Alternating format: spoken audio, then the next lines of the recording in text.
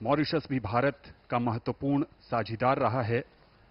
भारत ने औपचारिक रूप से 1948 में राजनयिक संबंध बनाए थे और तब से लेकर आज तक संबंधों की एक नई पटकथा मॉरिशस के साथ प्रधानमंत्री नरेंद्र मोदी के नेतृत्व में बीते 10 वर्षों में भी लिखी गई है। एक एक करके यहां पर हमारे विदेशी मेहमानों का आगमन हो रहा है। बांग्लादेश की राष्ट्रपति श्रीमती शेख हसीना और उनके साथ उनकी सुपुत्री।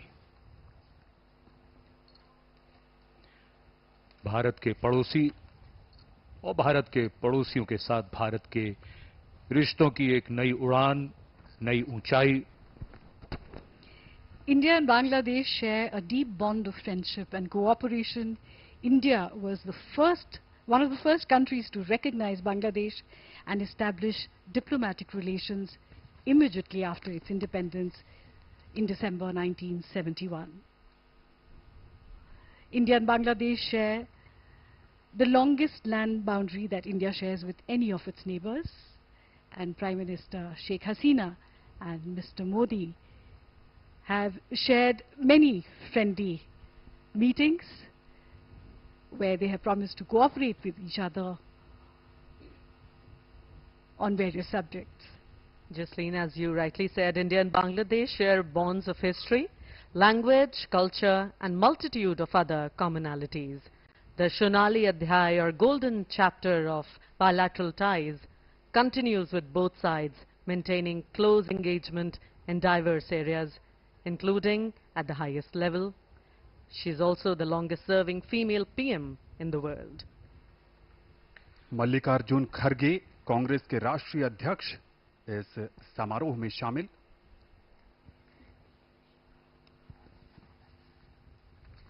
और बांग्लादेश की बात करें तो पिछले वर्ष यानी 2023 में प्रधानमंत्री नरेंद्र मोदी और बांग्लादेश के बीच जो समझौता हुआ उसके तहत अखौरा अगरतला रेल लिंक का उद्घाटन जो बांग्लादेश को त्रिपुरा से जोड़ता है। एक बहुत ही महत्वपूर्ण अवसर आज के शपथ ग्रहण समारोह के दौरान भारत के पड़ोसियों के बीच भी आपस में ये भेंटवार्ता इस अनौपचारिक और कुछ औपचारिक माहौल में एक बहुत बड़ा अवसर है। बहुत बड़े स्तर पर जब देश के हर कोने से यहां पर नामचीन हस्तियां और समाज के हर वर्ग का प्रतिनिधित्व करते हुए लोग मौजूद, गण्यमान्य व्यक्तियों की उपस्थिति से शोभा बढ़ती हुई इस समारोह की और मंच पर वो चर्चित और महत्वपूर्ण चेहरे। और इस समय आगमन हो रहा है सेशल्स के उपराष्ट्रपति श्री अहमद आफिफ का।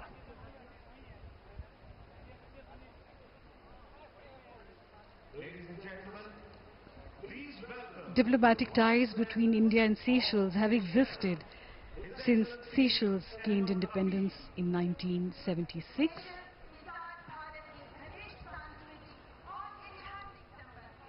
Seychelles and India have a balance of trade in areas of tourism, fishing, petroleum, exploration, communications and IT, computer education and pharmaceuticals, which have been identified as areas of economic cooperation between the two countries.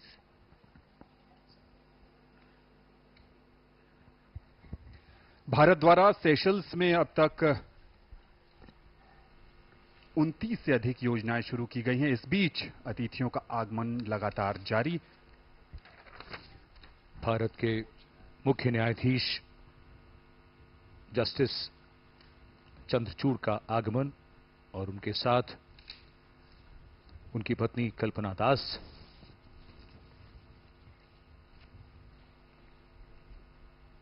ये आयोजन अपने आप में कई कहानियों को समेटे हुए है। एक तरफ विदेशी मेहमान भारत जो अतिथि देवो भवः और वसुधैव कुटुंबकम का प्रसारक रहा है, उसके तहत अतिथियों का स्वागत, सत्कार, अभिनंदन हमारी परंपरा है, हमारे संस्कार हैं। और दूसरी तरफ इसमें लोकतंत्र के सच्चे प्रहरी के रूप में देशवासी भी हिस्सा ले रहे हैं, इस ऐतिहासिक लम्हे का साक्षी बन रहे हैं। भारत के मुख्य न्यायाधीश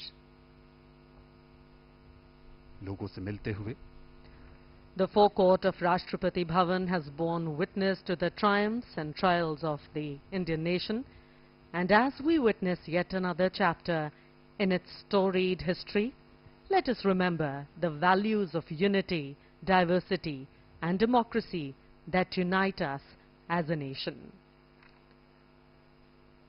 Here at the heart of India's democratic machinery, the parliamentary system of governance is in full swing. With its roots deeply embedded in the Constitution, and this system has been the cornerstone of India's governance since independence. Eminent leaders who have taken this Smriti Irani sharing a laugh.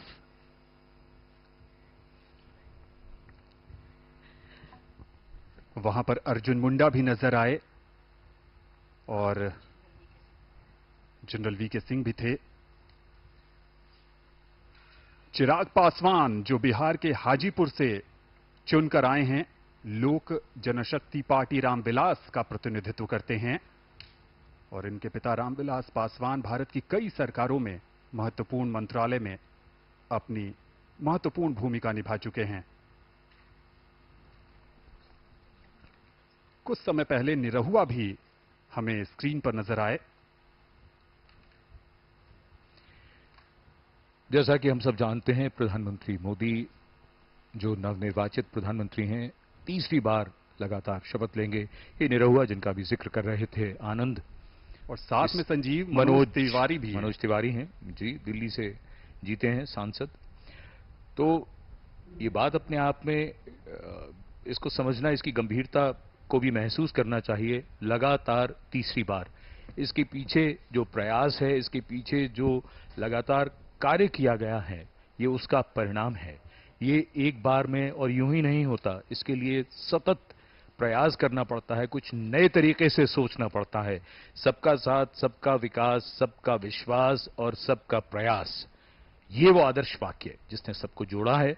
और इस समय पर्दे पर पवन कल्याण, जिनके लिए प्रधानमंत्री ने अभी कहा था कि ये हवा का झोंका नहीं बल्कि तूफान है। जी हां, दक्षिण भारत में राजनीति का एक उभरता हुआ चेहरा पवन कल्याण, और यहां पर जो भी लोग आए हैं इस ऐतिहासिक समारोह का साक्षी बनने, उनके मन में उत्साह है, क्योंकि वो नए भारत के नवनिर्माण के जो शिल्पी हैं प्रधानमंत्री नरेंद्र मोदी, ये उस भारत का हिस्सा हैं जो उम्मीदों का भारत है, जो संभावनाओं को संभव करने का भारत है। ये मंच का वो हिस्सा है जहां पर ऐसा माना जा रहा है कि जो मंत्रिपरिषद में शामिल होंगे लोग, वो बैठे हैं।